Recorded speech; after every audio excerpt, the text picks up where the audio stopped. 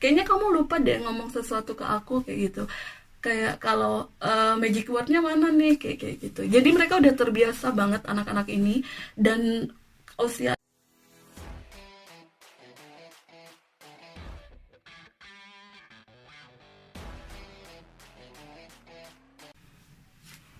Halo semuanya, balik lagi di channel Amora Seksa bareng aku Ria. Nah, di video kali ini aku masih ingin masuk dalam tema pendidikan anak usia dini di Jerman. Setelah sebelumnya aku upload video terkait rutinitas anak-anak di PAUD atau TKA di Jerman. Dilihat dari kacamata tempat kerja aku, sekarang aku ingin berbagi kepada kalian terkait 3 kata yang wajib dipelajari oleh anak-anak di PAUD Jerman. Jadi kata ini tuh harus dipelajari mereka sejak dini. Kata harus ini sebenarnya tidak bisa disematkan sebagai sesuatu yang secara ofisial secara official tuh apa sih? Kayak secara hukum wajib itu nggak ada, kayak misalnya dia itu kayak masuk dalam aturan norma atau etika dalam masyarakat di sini kayak gitu. Nah, langsung aja ke kata pertama adalah bitte. Bitte. Ini dalam bahasa Indonesia itu bisa diterjemahkan dalam artian tolong, tergantung konteksnya. Karena kata bitte ini, kalau dalam konteks misalnya ada orang bilang terima kasih, itu kamu bisa mengucapkan sama-sama juga dengan kata bitte. Jadi, tapi dalam bahasa Inggris pun dia bisa diterjemahkan juga sebagai please. Kayak apa ya, please, kayak gitu. Nah, ya pokoknya itulah. Aku kasih contoh misalnya gini. Oh ya, contohnya ini kayak kasus nyata di tempat kerja aku ya.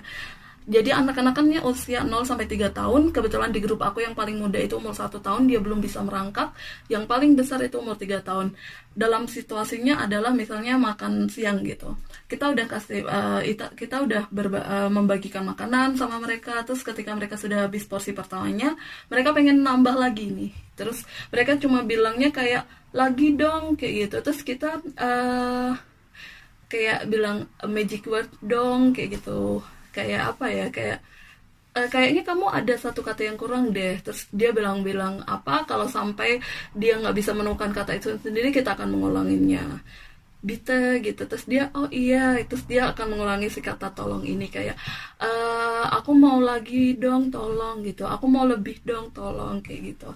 Jadi ini tuh wajib banget, kayak mereka tuh, karena seperti aku ceritakan sebelumnya ya, di PAUD atau di TKA di Jerman itu sama sekali tidak ada pelajaran membaca, pelajaran berhitung, pelajaran menggambar secara benar-benar estetik gitu, nggak ada.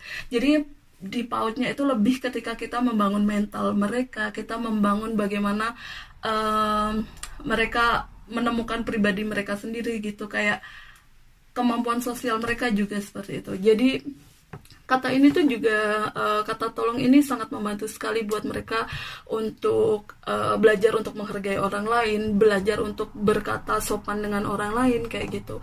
Terus kalau misalnya pun dia menawarkan sesuatu kepada kita, kata bitte ini juga bisa digunakan gitu.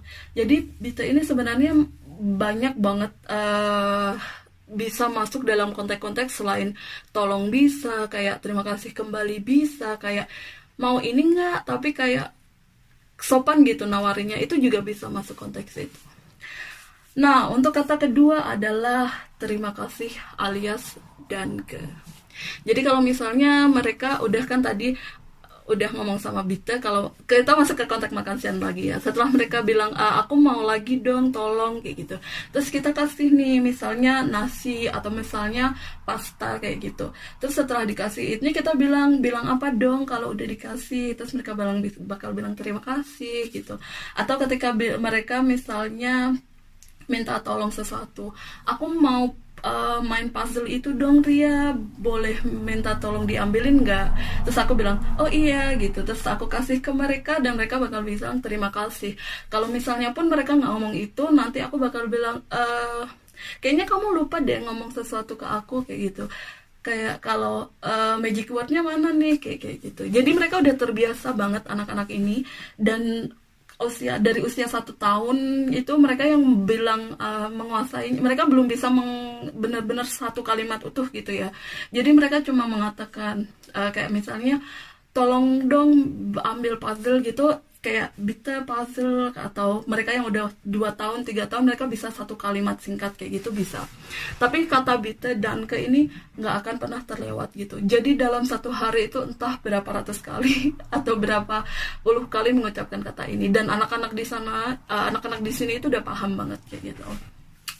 Jadi kalau misalnya kita lagi main gitu di dapur, kayak di sana tuh ada dapur-dapuran gitu, terus mereka main masak-masakan, terus mereka kasih aku, Ria, buat kamu nih, bitte schön gitu. Terus aku juga akan bilang danke kayak gitu. Terus mereka bilang lagi bitte gerne kayak gitu. Jadi ya itu akhirnya nanti bakal teraplikasi dalam kehidupan mereka selanjutnya, bukan kehidupan, dalam fase kehidupan mereka selanjutnya, ketika mereka masuk taman kanak-kanak, ketika mereka SD, ketika mereka akhirnya menjadi orang dewasa. Jadi kata-kata ini bukan kata-kata yang tabu. Mereka nggak akan sulit ngomong sama orang untuk tolong bantu aku, atau terima kasih ya sudah bantu aku. Jadi itu bukan kata-kata yang sulit gitu. Sementara lihat dalam kasus di Indonesia sendiri, atau dalam kompleksnya di komunitas di tempatku tinggal dulu, itu aku masih jarang banget dengar anak-anak tuh bilang kayak tolong atau terima kasih kayak gitu. Benar sudah diajarkan, tapi untuk penerapannya yang benar-benar kita konsisten buat anak-anak itu tahu, buat anak-anak itu akhirnya menerapkannya dengan sungguh-sungguh, itu yang masih kurang aku rasa kayak gitu. Nah, lanjut lagi untuk kata ketiga adalah dadadadang. Kata ketiganya adalah maaf alias Entschuldigung. Jadi meskipun mereka kayak umur 1,5 tahun, itu mereka sudah bisa berargumen dengan 1 atau 2 kata.